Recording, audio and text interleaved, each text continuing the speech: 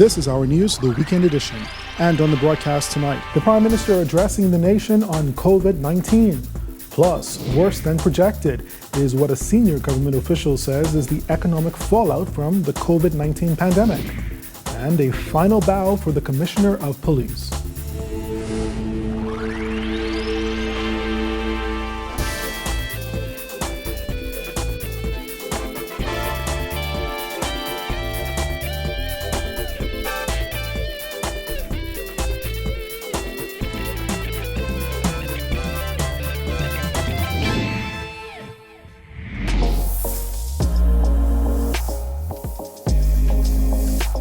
Our news is brought to you by Alive.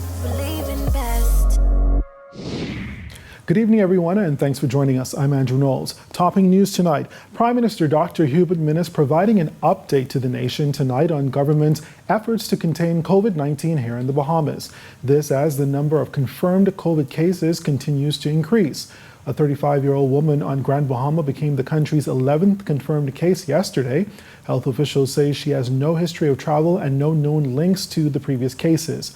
The woman remains stable and is at home in isolation. She is the second confirmed case on Grand Bahama, while the other 9 cases are here in Nassau. We will have full details from the Prime Minister's address in tomorrow's newscast. Well, the economic fallout in the Bahamas that was sparked by the COVID-19 pandemic has been worse than the government initially projected. That according to Acting Financial Secretary Marlon Johnson, who says a sharp blow to the tourism sector is to blame.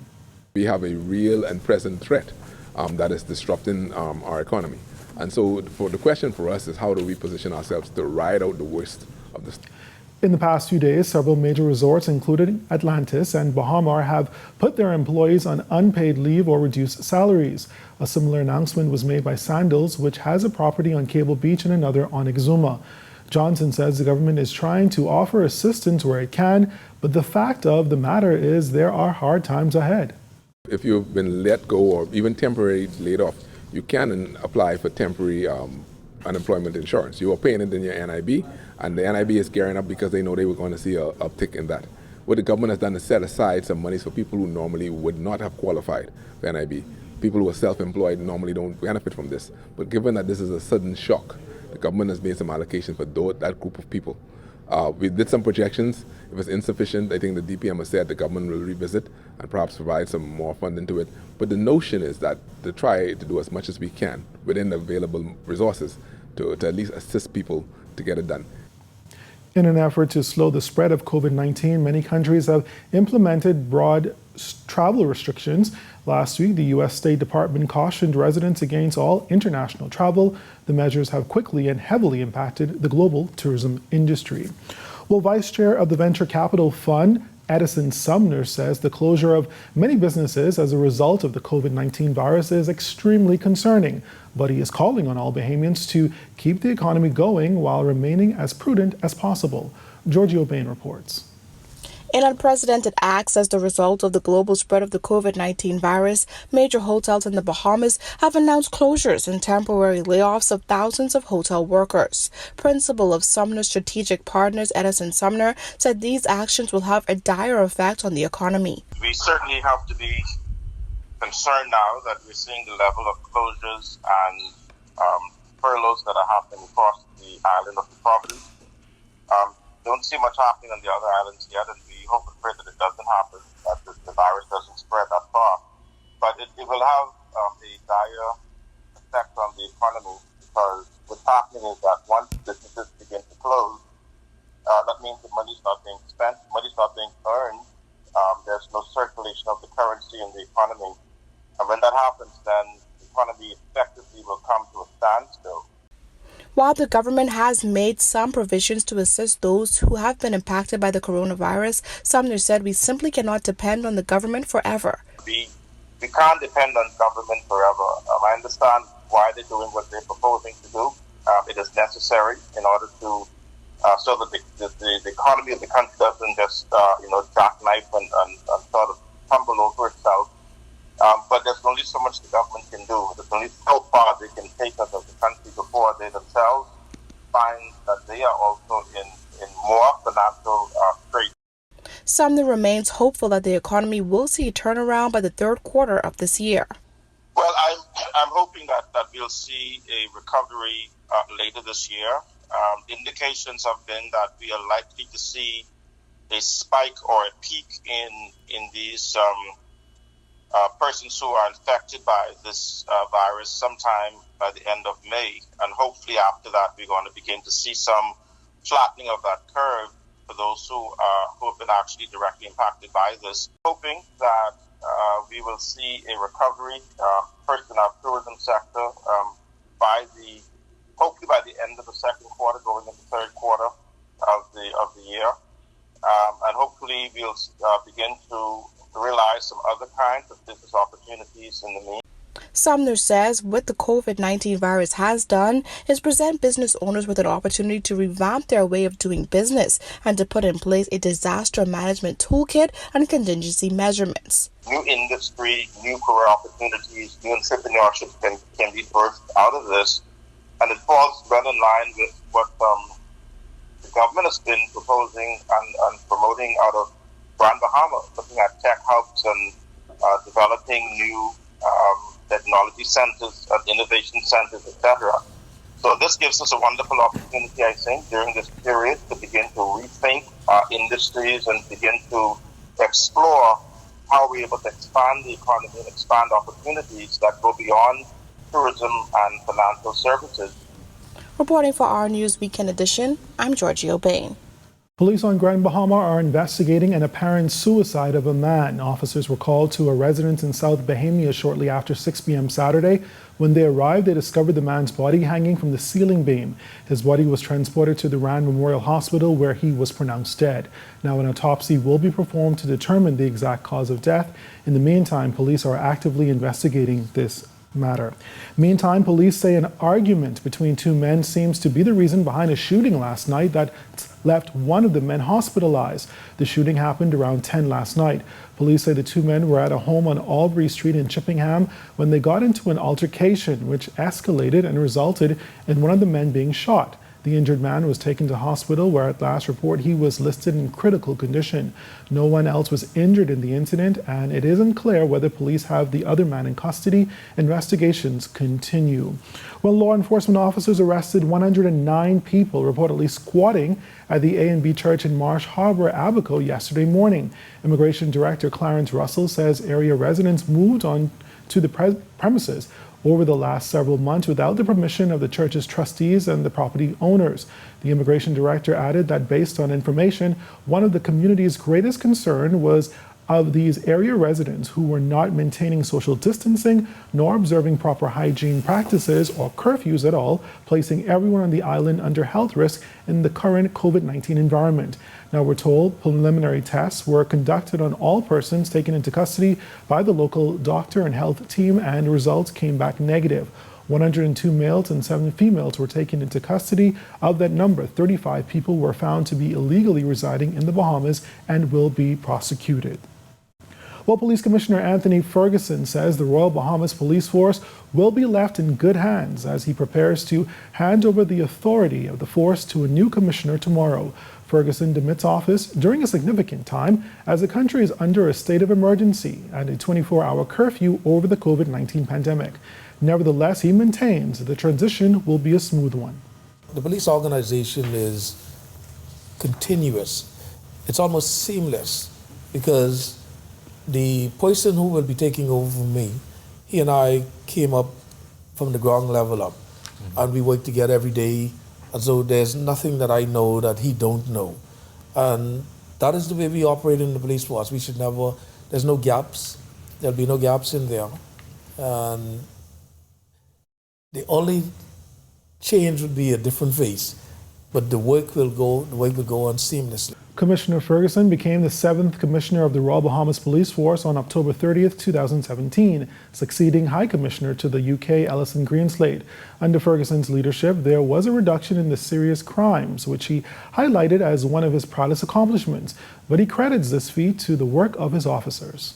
A police officer is to protect the Bahamian people and those who visit the shores, while also protecting himself. In order to protect them, people, You have to make sure that you are protected. And so the conversation that you should have with your frontline officers is very, very important because they're the ones who are doing the job, you know. They're the ones who are doing the job. Those of us who sit in the policy office have to provide the guidelines for them to make sure that they understand what it is that they are required to do. And as he takes his final bow, Commissioner Ferguson acknowledged God and all who played an instrumental role during his time as commissioner. And I want to thank the brave, courageous, and supportive men and women of the Royal Bahamas Police Force. The people of the Commonwealth of the Bahamas, those far and near, my own family, who are always a fan of me, always a fan, and to say how pleased I am knowing that I can leave this organization and leave it in good hands after 39 years and 4 months. Deputy Commissioner of Police Paul Roll will succeed Ferguson as the 8th Police Commissioner during a small handover ceremony Monday afternoon. While many industries will take a hit during the nationwide lockdown, there is one industry often forgotten. A local fisherman is tonight expressing how the next few weeks will be for others in the industry and what he thinks government can do to help them out. Here's Kyle Joaquin. They are trying to organize themselves to put in place measures where they can sell. Like they get the area market, the molecule like 6 feet apart. It's up for the government to allow them to do that. But I believe if the government probably put 1 or 2 police officers up to control the crowd, it can work. Under the emergency orders, fishermen are allowed to go out to sea and make their catch. However, they aren't able to make the usual sale by the dock. Instead, they're only allowed to sell to the vendors, who in turn do the selling to the public. But Keith Carroll, who's been a fisherman for decades, is leading the charge to help other local fishermen sell on their own. Once they do it in the proper way, like how they have things arranged for the food stores, I think they can do it. But I guess it's a way to do it and the right way to do it. So if they can demonstrate to the government that they can do this in a way to protect everybody, because like in this situation now, everybody's hating. While he says the current method results in less money for local fishermen, he is encouraging them to practice patience, as there are many others with no income at the moment. But you're allowed to sell to the main fish houses, and then the fish houses sell to the public. So you probably get less money for your fish, but as it is right now, some people ain't making no money. So the fishermen need to understand what the government is trying to do, trying to get rid of this problem, and we need to cooperate with the government. Carroll said the good news for fishermen is that this emergency order came at the end of one of their most profitable periods, crawfish season. Lobster fishermen, the price of the lobster is still the same. It hasn't dropped. And I thank the God that this happened in the last month of the crawfish season. If it would happen probably like in October, December, it might affect us. And as fishermen go through their own periods of making no money every year, he says they'll be able to stick it out for a month or two under the emergency order if need be. We used to weather being bad for months. Sometimes you have weather bad for 4 or 6 weeks, you can't go fishing. You know, a lot of time, and you can't get no conch in the Bahamas, and when they make up these songs for conch shortage and all that, the weather bad, the guys can't go to fish. So we used to long periods of not making no money. For Our News, I'm Kyle Joaquin. All right, thanks a lot, Kyle. Well, still ahead tonight, we hear from a noted attorney who plans to take legal action against the government over the emergency orders. Plus, find out how churches are assisting amid COVID-19 layoffs. Those stories and more coming up.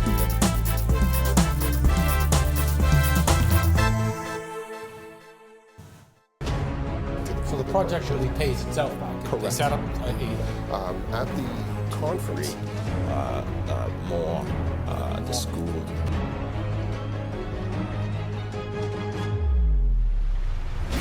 As a journalist, I always have to focus on the facts, and sometimes that means going to investigate for myself.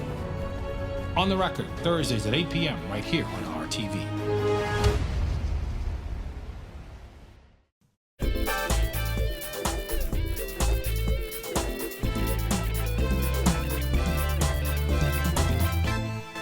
Next tonight, noted attorney Wayne Monroe says he plans to take legal action against the government about the National Emergency Order Number 1. According to Monroe, the decision to implement the order was not well thought out. Bethany McDermott reports.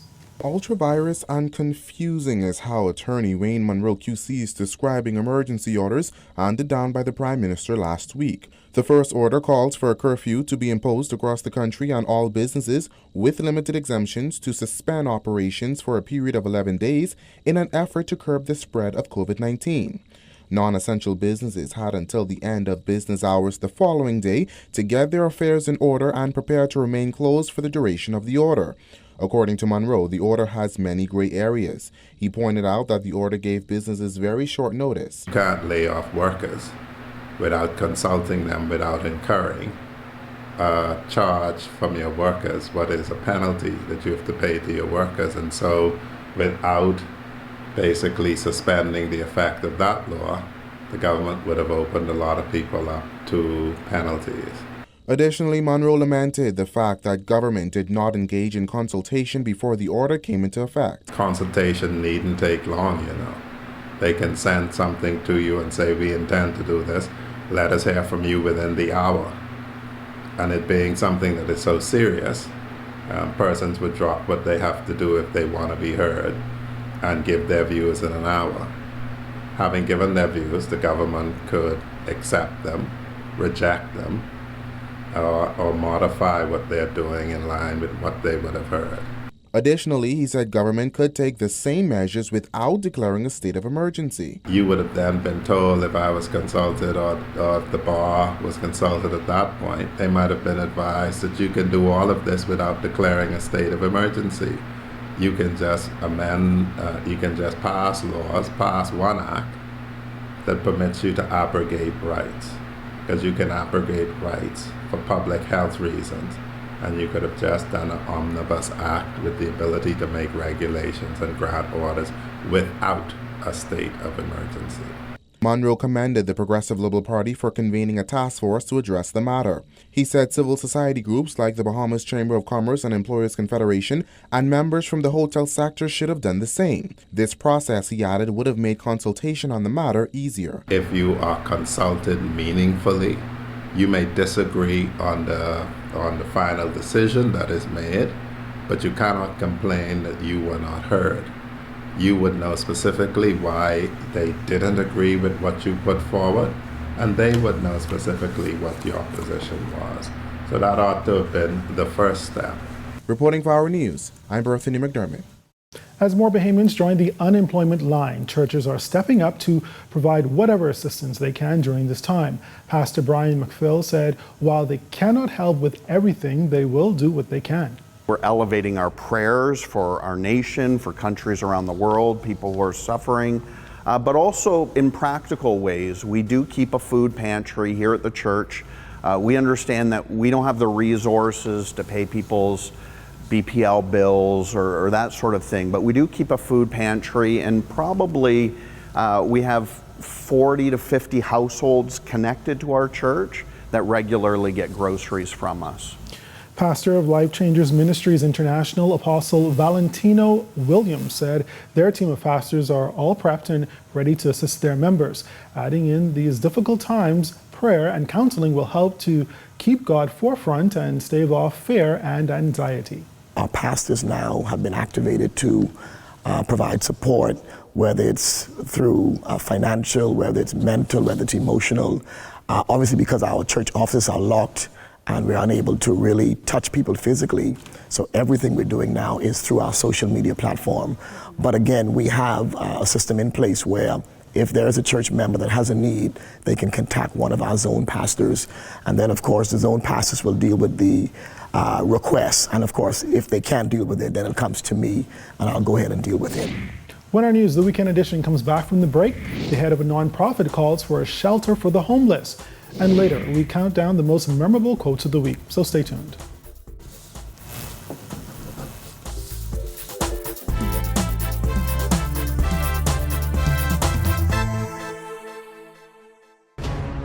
So the project really pays itself back. Correct. They set up at the conference, the school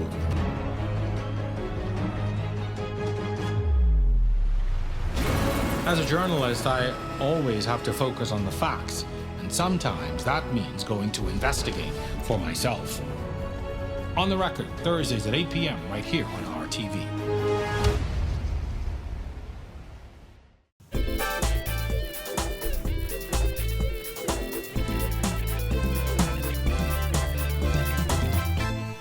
The COVID-19 pandemic has placed a much-needed spotlight on the homeless community. That's according to Executive Director of Teen Challenge, Eric Fox, who says it's more obvious than ever that there needs to be a facility to house the homeless amidst a 24-hour curfew.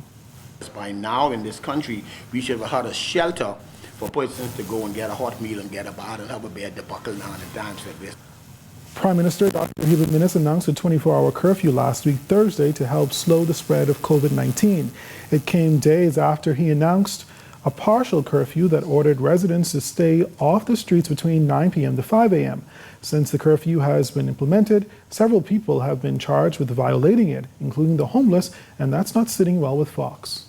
I was a little hurt and disappointed because I deal with street people. I know a lot of friends and persons on the streets. I wish I had a place that I could take them in. We count down the most memorable quotes of the week. That's coming up when our news, the Weekend Edition, returns.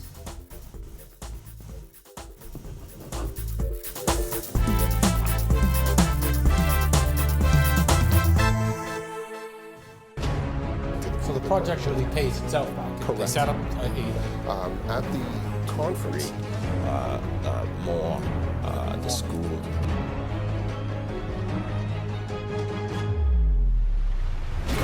As a journalist, I always have to focus on the facts, and sometimes that means going to investigate for myself. On the Record, Thursdays at 8 p.m. right here on RTV.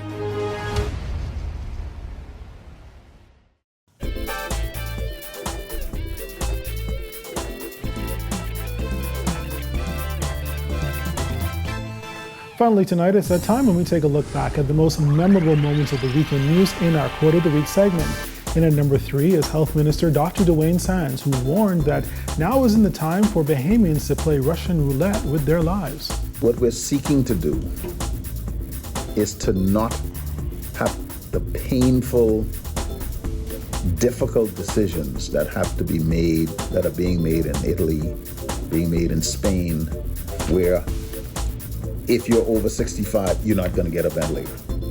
If you're older than 80, we're going to let you die, and so on and so forth. Can you imagine having to make those kinds of painful decisions in the Bahamas? Abaco resident Michelle Thurston, who also battles with lupus, says the 24-hour curfew is a matter of life or death for the thousands of Bahamians with underlying health risks. Her comments take the number 2 spot. For our immune system, who cannot fight it, it's basically a death sentence. So in this time, a lot of people don't understand that they could be carrying our death. They could be carrying a killer that gives us no fighting chance. And Prime Minister Dr. Hubert Minnis takes the number 1 spot for Quote of the Week. The Prime Minister said what needs to be done will be done, as he hinted at new measures to come. You will have that very soon. I am certain that they are waiting to hear what I'm going to say on Monday. Okay. Be it in Parliament or national address, but I would address that nationally, because under no circumstances will we place the nation at risk. What needs to be done will be done. And one thing the Bahamian public has to appreciate, that the decisions the government make, the decisions I make, are based on accuracy and analysis. It's not based on emotion, and not based on how I feel. Well, that does it for our Quote of the Week and other stories making news this evening. Our weather forecast is up next.